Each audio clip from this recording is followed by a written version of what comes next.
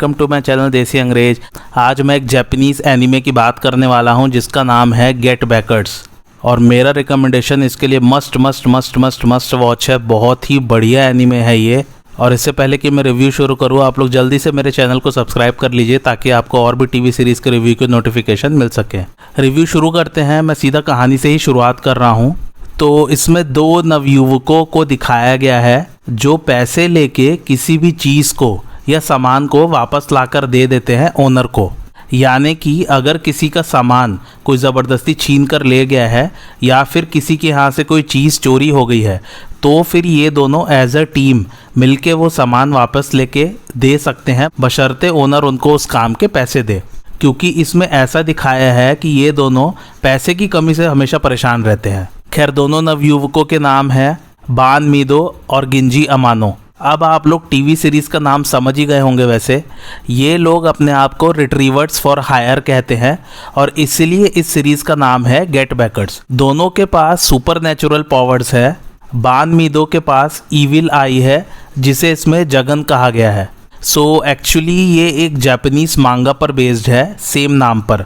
Japanese मांगा मतलब Japanese comics होता है और उसे लिखा है यूया आयोकी ने।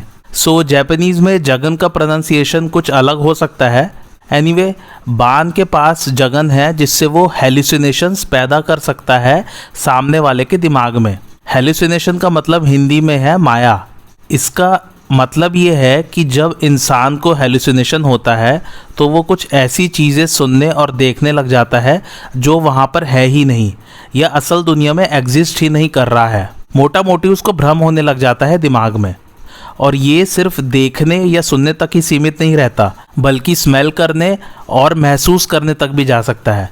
मतलब कि इंसान पूरी तरह से एक अपनी ही दुनिया में चला जाता है और उसे रियल वर्ल्ड का कुछ भी होश नहीं रहता है। या दूसरे शब्दों में कहे तो उस इंसान को उसके हेलुसिनेशंस ही रियल लगने लग जाते हैं। और बान के पास एक और सुपर पावर है जिसका नाम है स्नेक बाइट, जिसके कारण उसके हाथों में 200 किलो के फोर्स से किसी को पकड़ने की या मारने की शक्ति आ जाती है। और यकीन मानिए ये एक ट्रेमेंडस फोर्स है। गिंजी अमानो के पास भी सुपर नेचुरल पावर्स है। उसके पास हजारों वोल्ट्स की बिजली पैदा करने की शक्ति है, जैसे कि एक इलेक्ट्रिक ईल पैदा कर सकती है। और दोनों की team gate backers 100% success rate के साथ काम करती है। यानी कि अब तक उनके पास जितने भी लोग आए हैं अपनी चीज़ वापस रिट्रीव करवाने के लिए, उसमें अभी तक दोनों नाकामयाब नहीं हुए हैं। चलिए अब थोड़ा सा बेसिक कंसेप्ट सीरीज़ का समझ लेते हैं। सो ये सीरीज़ दो वर्ल्ड्स यानी कि दो दुनिया में सेट है। पहला है द वर्चुअल वर्ल्ड। हिंदी में इसका मतलब है एक नकली दुनिया, काइंड ऑफ मैट्रिक्स कह सकते हैं। जिसने मैट्रिक्स वाली मूवीज़ देखी हैं वो समझ गए होंगे, पर एग्जैक्टली मैट्रिक्स नहीं है। खैर, इस वर्चुअल वर्ल्ड को एक ग्रुप ऑफ साइंटिस्ट यानी कि एक वैज्ञानिकों के समूह ने तैयार किया है और इसके ऊपर रूल करता है आर्काइवर नाम का बीइंग। और दूसरा वर्ल्ड है रियल वर्ल्ड। ऑब्वियसली इसमें रहते हैं वही वैज्ञानिकों का समूह और एक ग्रुप है रियल वर्ल्ड में जिसका नाम है ब्रेन ट्रस्ट। तो उसी के मेंबर्स भी इसमें रहते हैं और वैज्ञानिकों ने ही आर्काइवर को भी बनाया है जो वर्चुअल वर्ल्ड पर राज करता है। सो ये जो सीरीज़ है ये टोटली वर्चुअल वर्ल्ड में सेट है। यानी कि बान मीदो और गिंजी अमानो वर्चुअल वर्ल्ड में एग्जिस्ट करते हैं। अच्छा, अब इसमें दो तरह के लोग या बीइंग्स दिखाए जाएंगे। पहला है ट्रांसेंडेंशियल। सो इसमें कुछ कैरेक्टर्स ऐसे हैं जो रियल वर्ल्ड से वर्चुअल वर्ल्ड में आके रहते हैं। एग्जैक्टली वर्चुअल वर्ल्ड में नहीं रहते, उनके अवतार वर्चुअल वर्ल्ड में रहते हैं। मोटा मोटी कहे तो काइंड ऑफ उनका कंप्यूटर वाला अवतार। तो इन कैरेक्टर्स को वर्चुअल वर्ल्ड के नियम कानून अफेक्ट नहीं करते हैं और ये लोग अपनी इच्छा से मात्र सोचने भर से कोई भी एस्पेक्ट वर्चुअल वर्ल्ड का बदल सकते हैं। और ये लोग इस दुनिया में अमर रहते हैं क्योंकि ऑब्वियसली ये कैरेक्टर्स अपनी रियल बॉडी के साथ तो एग्जिस्ट कर नहीं रहे हैं इस दुनिया में। और हाँ, आर्काइवर भी इन कैरेक्टर्स को कंट्रोल नहीं कर सकता वर्चुअल वर्ल्ड में। दूसरे टाइप के कैरेक्टर्स या बीइंग कहलाते हैं होजुत्सु। ऐसे बीइंग्स के पास एक पावर होती है जिससे वो लोग एक मेटाफिजिकल एबिलिटी के द्वारा वर्चुअल वर्ल्ड की रियलिटी को क्रिएट भी कर सकते हैं या उसे निगेट भी कर सकते हैं। यानी कि वर्चुअल वर्ल्ड में ये लोग कुछ नया बना भी सकते हैं और किसी रियलिटी को निगेट भी कर सकते हैं, यानी कि उसका उन पर असर नहीं होता है। वैसे आप लोग चिंता मत कीजिए, ये जितनी भी टर्मिनोलॉजी मैं आप लोग को बता रहा हूँ ये आप जब सीरीज देखेंगे तो उसमें सब कुछ समझाया जाएगा, सभी कंसेप्ट्स उसमें अच्छे से समझाए जाएंगे। वर्चुअल वर्ल्ड में बान मिदो और गिंजी अमानो भले ही एग्जिस्ट करते हैं, पर आप लोग ये मत सोचिए कि वो लोग भी कंप्यूटर के द्वारा बनाए हुए हैं।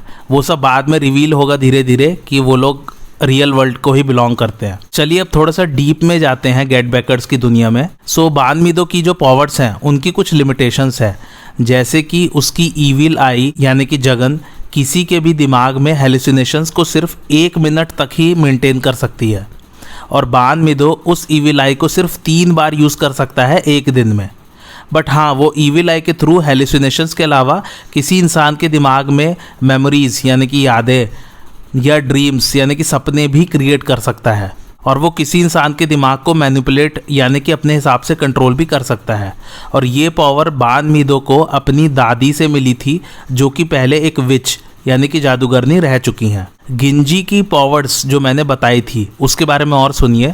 सो गिंजी अपने आप को एक और फॉर्म में कन्वर्ट कर सकता है और उसका नाम है राइते, या इंग्लिश में उसे हम लाइटनिंग लॉर्ड कह सकते हैं। सो ये वाला फॉर्म एक्चुअली गिंजी की एक दूसरी पर्सनैलिटी की तरह एक्ट करता है। ये फॉर्म तभी एक्टिवेट या ट्रिगर होता है जब गिंजी कुछ बहुत ही इंटेंस या एक्सट्रीम फीलिंग्स महसूस करता है, और इसमें गिंजी को फनी और चेयरफुल दिखाया गया है, जबकि बान मिदो सीरियस काइंड ऑफ पर्सनैलिटी है इसमें। लेकिन जब गिंजी राइटे फॉर्म में होता है तब वो भी एकदम सीरियस हो जाता है और एक ब्लड लस्ट उसके अंदर पैदा हो जाती है, यानी कि उसको किसी को भी मारने में फिर हिचकिचाहट नहीं होती है, भला ही सामने वाला उसकी शक्तियों के प्रहार से मर ही क्यों ना जाए। और इस फॉर्म में उसकी पावर्स भी बहुत ज़बरदस्त तरीके से बढ़ जाती है, जैसे कि वो सीधा आकाश से बिजली को समन या कंट्रोल कर सकता है। वो इस फॉर्म में प्लाज्मा क्रिएट कर सकता है। प्लाज्मा एक तरह का सुपर हीटेड मैटर है, यानी कि इतना गर्म मैटर कि एक एटम में से इलेक्ट्रॉन्स अलग हो जाते हैं एक गैस फॉर्म लेने के लिए, और उससे फिर लाइट भी एमिट होती है, यानी कि लाइट भी बनती है प्लाज्मा से। सो मोस्टली हम लोग जो स्टार्स, नेबुलास या वो जो नॉर्वे देश में ऑरोरा दिखता है ना, सभी प्लाज्मा से निकले हुए लाइट का ही एग्जाम्पल है। एनीवे, गिंजी प्लाज्मा बना सकता है, और गिंजी इस फॉर्म में इलेक्ट्रोमैग्नेटिक वेव्स भी एब्जॉर्ब कर सकता है।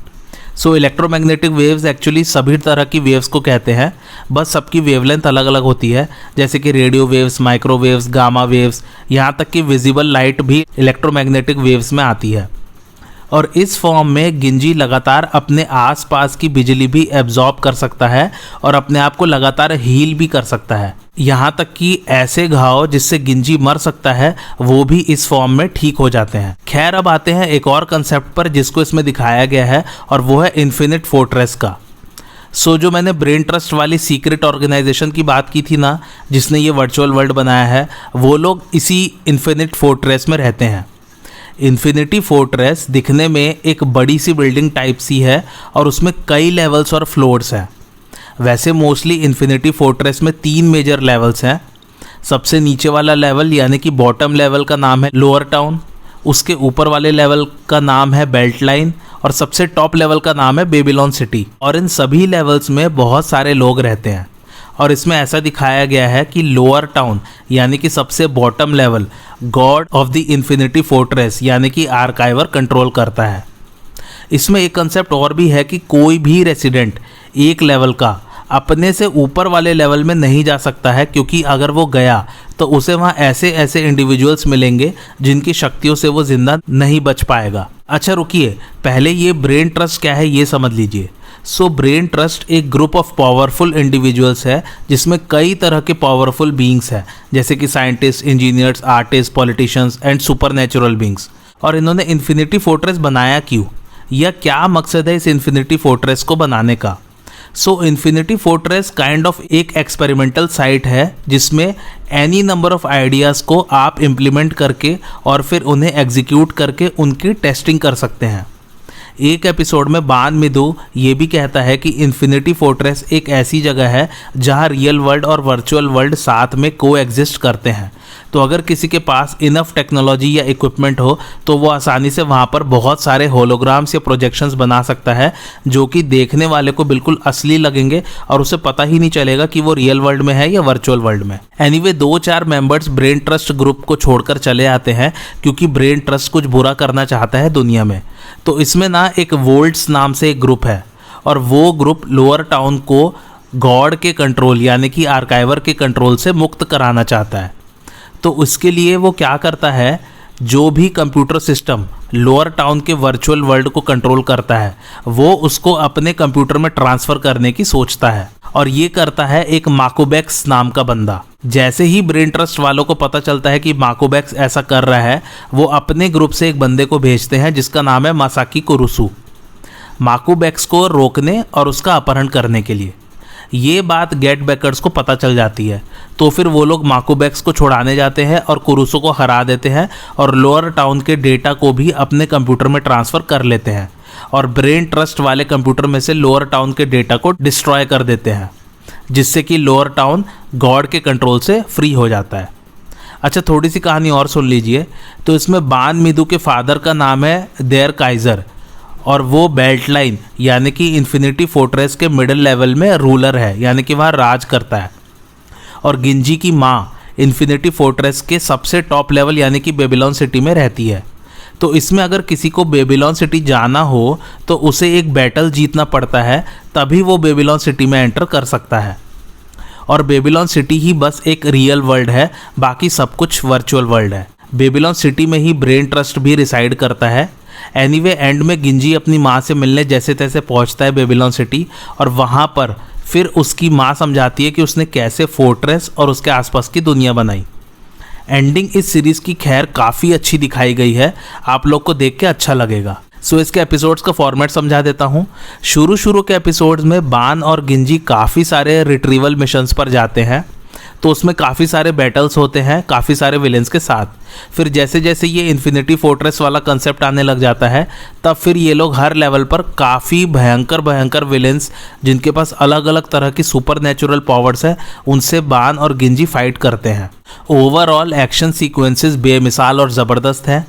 1 मिनट भी आप लोग को वेस्ट नहीं लगेगा इस सीरीज़ को देख के। और इसमें मात्र 49 एपिसोड्स हैं। ये आया था 2002 में और जैसा कि आपको सुनकर पता चल ही रहा होगा कि फाइट्स या बैटल्स इसमें बहुत ही लॉजिकल और इंटेंस है।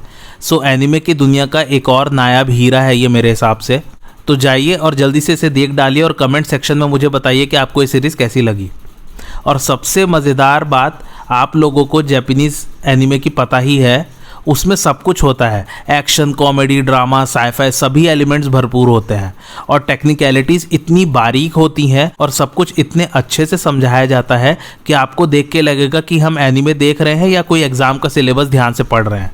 एनीवे देखिए ज़रूर, बिल्कुल भी रिग्रेट नहीं करेंगे। सिर्फ 49 एपिसोड्स है, वो भी सिर्फ 23 मिनट के। और मैं फिर से कह रहा हूँ कि इस सीरीज़ का सबसे पॉजिटिव एस्पेक्ट है इसकी कहानी और action sequences. So do not miss watching this series. इसकी IMDb रेटिंग की बात करें तो वो है 7.4, जिसे रेट किया है लगभग 1000 लोगों ने। तो आप रेटिंग में मत जाइए, आप कहानी और कंसेप्ट और एक्शन सीक्वेंसेस पर जाइए। मेरी बात मानिए, ज़रूर देखिए इसे, मेरी तरफ से मस्ट वॉच है, बहुत ही बढ़िया सीरीज़ है। आपको आज का रिव्यू कैसा लगा मुझे कमेंट करके ज़रूर बताइए। और आप और किस किस टीवी सीरीज़ का रिव्यू देखना चाहते हैं वो भी मुझे कमेंट करके ज़रूर बताइए। और मेरे चैनल देसी अंग्रेज को लाइक, शेयर और सब्सक्राइब ज़रूर कीजिए। Thanks for watching.